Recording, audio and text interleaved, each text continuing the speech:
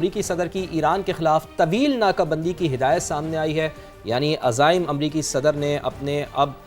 واضح کر دیے ہیں۔ امریکی اخبار نے ایک بہت بڑا دعویٰ کر دیا ہے اور انہوں نے لکھا ہے کہ ڈونلڈ ٹرمپ نے مشیروں سے کہا ہے کہ ایران کی معیشت اور تیل کی برآمدات پر دباؤ برقرار رکھا جائے۔ اچھا اس میں ڈبل فائدہ ہو رہا ہے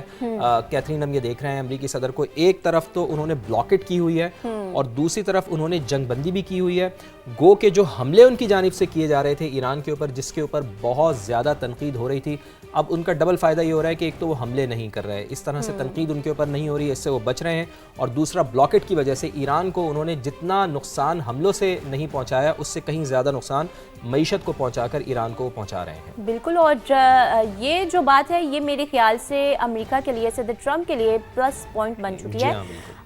اسمارٹ موو ہے نا ان کی، بالکل، کیونکہ جب آپ کسی بھی کنٹری کی معیشت کو آپ نقصان پہنچاتے ہیں تو پھر بہت زیادہ نقصان جو ہے وہ بڑھ جاتا ہے، تو اس سے ایران کے تیل ذخیرہ کرنے اور برآمدات کرنے والوں کو جو ہے وہ اس کی صلاحیت متاثر ہو رہی ہے، اور ایرانی بندرگاہوں سے آنے جانے والے جہازوں کو روکا جائے۔ وال اسٹریٹ جرنل کے مطابق ایران نے ثالثوں کو بتایا ہے کہ سپریم لیڈر سے مشاورت کے لیے چند دن درکار ہیں۔ جی ہاں بالکل، سپریم لیڈر سے مشاورت کی جائے گی ایران کی جانب سے، اور اس کے لیے چند دن درکار ہیں۔ امریکی صدر ڈونلڈ ٹرمپ اور خاتون اول نے برطانوی شاہی جوڑے کے اعزاز میں عشائیہ بھی دیا ہے۔ تقریب سے انہوں نے باقاعدہ خطاب کیا ہے جس میں امریکی صدر نے کہا ہے کہ شاہ چارلس بھی متفق ہیں کہ ایران جوہری بم نہیں رکھ سکتا، یعنی کہ گو کہ انگلینڈ یا برطانیہ امریکہ کا جنگ میں اس طرح سے تو ساتھ نہیں دے رہا ہے، لیکن چونکہ اپنی طرف اس کو موڑنے کی کوشش کی ہے امریکی صدر ڈونلڈ ٹرمپ نے، اور شاہ چارلس کا انہوں نے بیان کا حوالہ دیا۔ انہوں نے کہا کہ یعنی کہ برطانوی بادشاہ بھی یہ نہیں چاہتے کہ ایران جوہری بم بنائے، اور ایران نے بتایا ہے کہ وہ تباہ ہو چکا ہے، بہت کمزور اور مشکل پوزیشن میں ہے۔ ایران کے لوگ اپنی قیادت کی صورتحال کو سمجھنے کی کوشش کر رہے ہیں، یعنی ایرانی عوام کے اوپر بھی انہوں نے کہا ہے کہ جو ان کے اوپر قیادت ہے اب وہ مسلط کی گئی ہے۔ ڈونلڈ ٹرمپ کے یہ خیال سامنے آ رہا ہے۔ انہوں نے یہ بھی کہا ہے کہ اس سے پہلے شاہ چارلس نے امریکی کانگریس سے بھی خطاب کیا ہے اور کہا ہے کہ برطانیہ اور امریکہ کے تعلقات 4 صدیوں پر محیط ہیں، جمہوری ممالک اپنے لوگوں کے تحفظ کے لیے متحد رہیں گے۔ ڈونلڈ ٹرمپ کے پریس ڈنر میں حملے کی مذمت کی ہے، کہا ہے کہ تشدد کا یہ عمل کبھی کامیاب نہیں ہوگا۔ صدر ٹرمپ کا شاہ چارلس کے خطاب پر دلچسپ تبصرہ بھی ہمیں دیکھنے کو ملا ہے۔ انہوں نے کہا ہے کہ شاہ چارلس نے کانگریس سے شاندار خطاب کیا ہے، مجھے اس سے واضح طور پر حسد بھی ہوا ہے۔ جی ہاں، ڈونلڈ ٹرمپ اصل میں بات یہ ہے کہ بڑے کیجول رہتے ہیں، اور جو ان کے دماغ میں ہوتا ہے یا دل میں ہوتا ہے وہ اس کو ایکسپریس کر دیتے ہیں، اور کل بھی ہم نے یہ دیکھا، یعنی کہ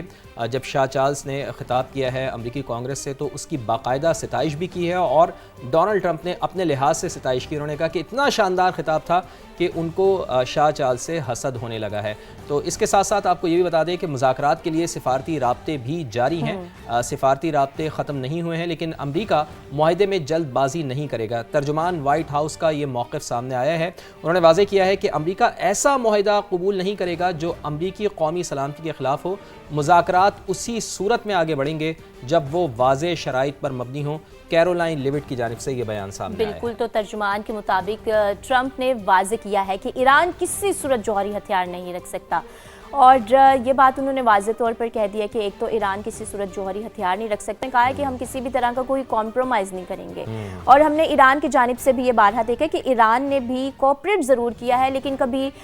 کمپرومائز نہیں کیا۔ تو دونوں فریقین کی جانب سے یہی کہا جا رہا ہے کہ ہم کسی طرح کا کوئی کمپرومائز نہیں کریں گے، کسی طرح کی ہم جو ہے وہ لچک دکھائیں گے، جو کہ ہونی بھی چاہیے، فلیکسیبلٹی ہونی چاہیے، جب مذاکرات ہو، نیگوسیشنز ہو رہی ہوں تو یہ چیزیں ہونی چاہیے۔ تازہ ڈیولپمنٹ یہ سامنے آ رہی ہے کہ ایران نے UN سیکرٹری جنرل کو خط لکھا ہے، امریکی ناکہ بندی کی اس میں مذمت کی گئی ہے۔ ایرانی جہازوں کو روکنا اور اثاثے ضبط کرنا سمندری قزاقی قرار دیا گیا ہے۔ اس خط میں اقوام متحدہ تحویل میں لیے گئے جہاز چھوڑنے کا حکم دے، ایرانی مندوب کی جانب سے یہ مطالبہ اس خط میں سامنے آیا ہے۔ تو امریکی اقدام کے علاقائی عالمی سیکیورٹی پر سنگین اثرات ہو سکتے ہیں۔ خط کا یہ متن ہے، خط واشنگٹن کو اقدامات کے نتائج کی مکمل ذمہ داری جو ہے وہ اٹھانی ہوگی، اس میں یہ بھی کہا گیا ہے۔ تو ایرانی مندوب ایران کو اپنے مفادات کے تحفظ کے لیے جواب دینے کا حق بھی رکھتا ہے، خط میں واضح طور پر یہ کہا گیا ہے۔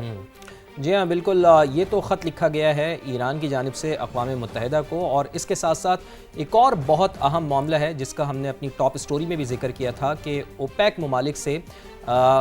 باہر نکلا ہے یو اے ای، یعنی کہ اس سے متعلق اب یہ بڑی چیز سامنے آئی ہے، ایک بہت بڑی اہم بات ہے کہ متحدہ عرب امارات نے 1 مئی سے organization of the petroleum exporting countries یعنی کہ اوپیک اور اوپیک پلس سے علیحدگی کا اعلان کر دیا ہے۔ اماراتی حکام کے مطابق اقدام کا مقصد طویل مدتی اسٹریٹجک اور اقتصادی ویژن کے مطابق توانائی کے شعبے کو مزید مستحکم بنانا اور مقامی پیداوار میں سرمایہ کاری کو تیز کرنا ہے۔ تو یہ بہت ہی اہم معاملہ ہے، اور جیسا کہ میں نے آپ کو بتایا بھی تھا ٹاپ سٹوری میں اپنی، جب ہم یہ بات کر رہے تھے کہ امریکی صدر کی اس کو فتح کے طور پر اس اقدام کو یو اے ای کے دیکھا جا رہا ہے، اور اس کا سب سے بڑا جو نقصان ہوگا وہ کیتھرین ہوگا سعودی عرب کو، چونکہ سعودی عرب کو ایک بہت بڑا دھچکا لگا ہے، اور اس کے ساتھ ساتھ جو موقف اختیار کیا جا رہا ہے یو اے ای کی جانب سے، وہ باقاعدہ شکایت کر رہے ہیں عرب ممالک سے کہ جناب ہمارے اوپر حملے ہو رہے تھے تو آپ بالکل خاموش بیٹھے ہوئے تھے، چین کی بانسری بجا رہے تھے، سو رہے تھے، اسی وجہ سے ہم نے احتجاجاً اوپیک جو ممالک ہیں، یہ تنظیم ہے، اس سے علیحدگی کا اعلان کر دیا ہے۔ بالکل، تو اسی معاملے پر ہم بات بھی کر لیتے ہیں اپنے ناظرین کے لیے، کیونکہ جاننے کی کوشش کرتے ہیں کہ آخر کار یہ معاملہ ہے کیا، تو اسی پر ماہرین امپیکٹ کتنا ہوگا، اور یہ زیادہ ضروری ہے کہ اس کا امپیکٹ کس پر اور کتنا ہوگا، تو اسی پر ہمارے ساتھ ماہر معیشت عابد سلیحری صاحب ہمارے ساتھ موجود ہیں، انہوں نے ہمیں جوائن کیا ہے۔ بہت شکریہ عابد صاحب سما کو اپنا وقت دینے کے لیے۔ متحدہ عرب امارات نے اوپیک اور اوپیک پلس سے نکلنے کا اعلان کر دیا ہے، تو پہلے تو آپ ہمارے ناظرین کے لیے یہ بتا دیجیے گا کہ اوپیک سے نکلنے کا مطلب کیا ہے؟ 12 جو تیل پیدا کرنے والے ممالک ہیں ان کا ایک گروپ ہے جس کو اوپیک پلس کا کہا جاتا ہے، اور یہ اس میں جو دنیا کے 3 بڑے تیل پیدا کرنے والے ممالک ہیں وہ اس کے فاؤنڈر ممبرز میں ہیں۔ پہلے نمبر پہ سعودی عربیہ ہے، دوسرے نمبر پہ اوپیک ممالک میں عراق ہے، یہاں سب سے زیادہ تیل نکلتا ہے، اور تیسرے نمبر پہ متحدہ عرب امارات ہے۔ یہ 12 ملک جو ہیں یہ ڈیسائیڈ کرتے ہیں کہ تیل کی پیداوار جو ہے وہ کیا رکھنی ہے، یعنی اس کی سپلائی کیا رکھنی ہے روزانہ کے حساب سے،